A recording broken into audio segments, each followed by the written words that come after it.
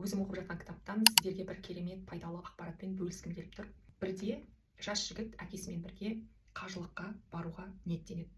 Сөйтіп жолға шығады. Меккеге кетіп бара жатқан кезде жолда әкесі қайтыс болады жас жігіттің. Әкесі қайтыс болды, бірақ мүрдесі, яғни әкесінің денесі түрі өзгеріп, жиіркенішті мақұлыққа ұқсап кетеді. Бұл жағдай жас жігітке өте ауыр тиеді.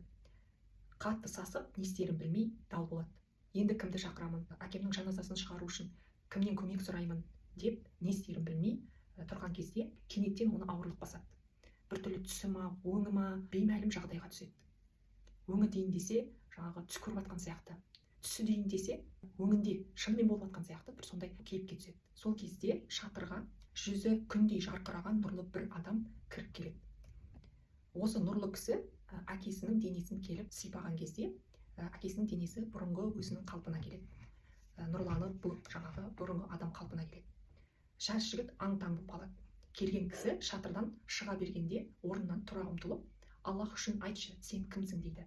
Әлгі адам, сен мені танымадың ба? Мен Мұхаммедпін, саллаллаху алейхи вассалам, деп жауап қайтарады. Бұл сөзді естіген жас жігіт қуаныштан ұша жаздайды. Уа Аллахтың елшісі, мына болған не нәрсе деп сұрайды. Неге әкемнің түрі өзгерді деп сұрайды.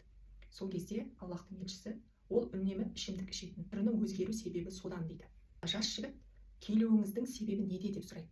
Сол кезде пайғамбарымыз саллаллаху алейхи вассалам, өйткені сенің әкең қай уақытта да менің атым аталса салауат айтатын деп жауап береді.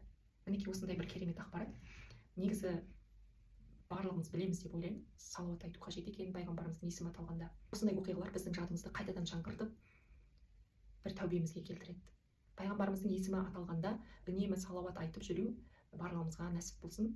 Ақпарат пайдалы болса, лүпіл басыңыздар, пікір қалдырыңыздар, келесі адамға жолдап қойыңыздар.